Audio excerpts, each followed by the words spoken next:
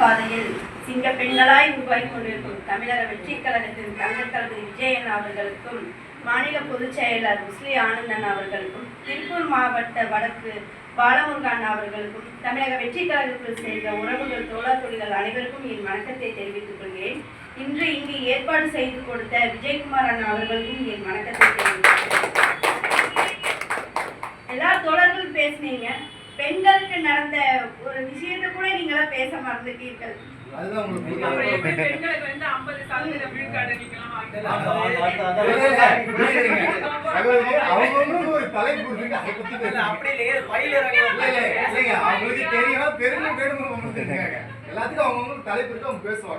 நல்லா பாதுகாப்பு கொடுத்திருக்காங்க எல்லாத்துக்கும். அந்த பாதுகாப்புல இருந்து எங்களால வெளியவே வர முடியல. அவ்வளவு தூரம் பாதுகாப்பு கொடுத்திருக்காங்க. ஏன்னா இப்ப தொடர்ந்து இப்படி ஒவ்வொரு விஷயத்திலும் ஒவ்வொரு நாளும் பாலியல் தொந்தரவுக்காக கேட்டுக்கொண்டே இருக்கிறோம். ஆனா கூட பிறந்தவளை சகோதரியா மட்டும் இல்ல, ஒரு அன்னையாகவும் பார்க்க வேண்டும் என்று சொன்ன முதல் தலைவர் அண்ணா. இப்படிப்பட்ட ஒரு தலைவருக்கு முன்னாடி எங்களுக்கு இந்த பாலியல் தொந்தரவெல்லாம் பெருசு இல்ல. இருட்டு கல்வையில அல்வா சாப்பிடுறதா எங்களுக்கு பெரிய விஷயம். அதுதான் பெரிய விஷயம் என்று சாப்பிட்டு இருக்கிறார். விளம்பரம் தேடி கொண்டு கொடுத்துட்டு இருக்கிறாரு. ஏன்னா இவருக்கெல்லாம் மாடல்கள், அதனால விளம்பரம் தேடிக்கொண்டு கொடுத்துட்டு இருக்கிறார்கள். ஒவ்வொரு நாளும் பெண்களுக்கு நடக்க போற விஷயத்தை பார்த்தால் திரும்பவும் சமையல் கட்டிக்குள்ளேயே அடைந்து கொள்ளும் நிலைமை உருவாகி கொண்டிருக்கிறது.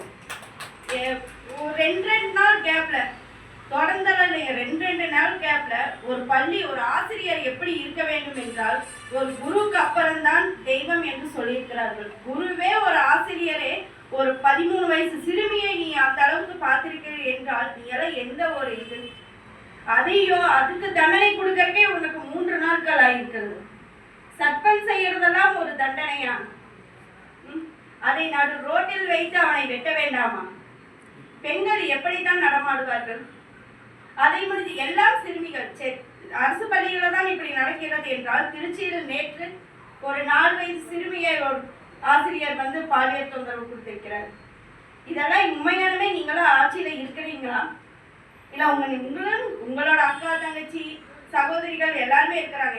சொன்ன மாதிரி அந்த அம்மா எங்க போச்சு? நாங்க முழுமையாக மதுவை ஒழிப்போம், பெண்களுக்கு பாதுகாப்பா இருப்போம்னு சொன்ன அந்த அம்மா சொன்னதோட சரி, அந்த அம்மாவை காணாம போச்சு. குடியார பேச்செல்லாம் விடிஞ்சாதான் போச்சுமாங்க. இவங்களோட பேச்செல்லாம் சொன்னானே போச்சு.